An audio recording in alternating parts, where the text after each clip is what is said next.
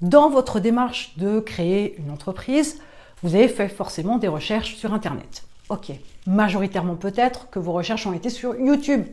Toujours ok. Mais il se pourrait que vous ayez trouvé une personne qui vous inspire. Une personne que vous admirez. Et la question du jour est, quel type de personne admirez-vous?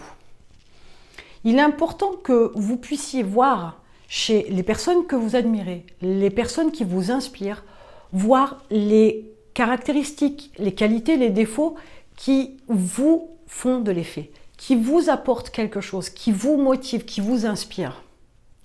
C'est bien beau de dire que vous appréciez telle ou telle personne, c'est bien beau de dire que vous admirez telle ou telle personne, c'est bien beau de dire qu'il y a telle ou telle personne qui vous inspire. Oui, mais pourquoi? Qu'est-ce qu'elles ont que vous estimez ne pas avoir? Qu'est-ce qu'elles font, qu'est-ce qu'elles disent que vous ne faites pas, que vous ne dites pas? Il se pourrait que les personnes que vous admirez ont peut-être des qualités, parce que majoritairement c'est là-dessus qu'on se base, et pas sur des défauts, elles ont quelque chose que vous n'avez pas. Mais une fois de plus, j'insiste bien, peut-être que vous pensez ne pas l'avoir. Peut-être que votre façon de vous voir vous fait dire qu'elle a quelque chose que vous n'avez pas. Il se pourrait que cette chose-là, vous l'ayez, que vous ne la voyez pas.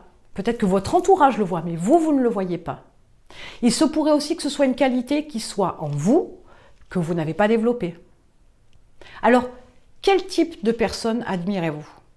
Regardez dans le détail, analysez pour savoir ce qu'elles ont, ce qu'elles font, ce qu'elles disent que vous, non. Parce que ça peut être aussi intéressant de voir qu'il y a une qualité que vous aimeriez développer, une compétence, une caractéristique, une approche, une façon d'être que vous aimeriez développer et vous pensez ne pas l'avoir. Et ce qui est dommage, c'est que peut-être que vous l'avez.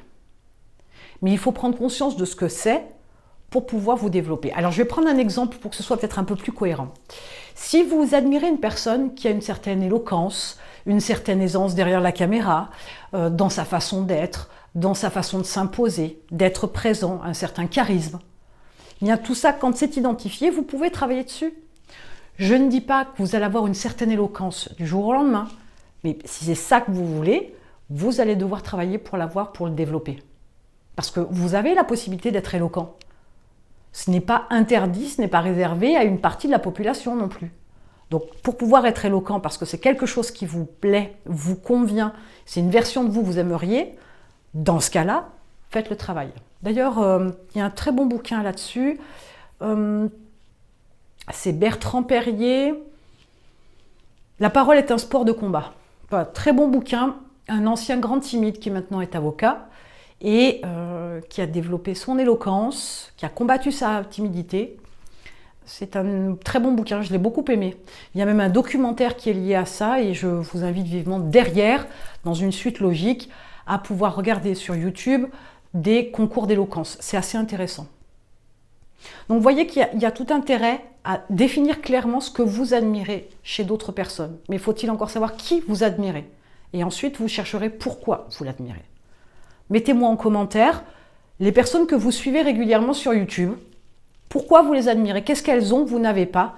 Et dites-moi quelle est votre démarche par la suite pour pouvoir avoir cette qualité, cette capacité, cette compétence-là, pour pouvoir ressembler à la personne que vous admirez.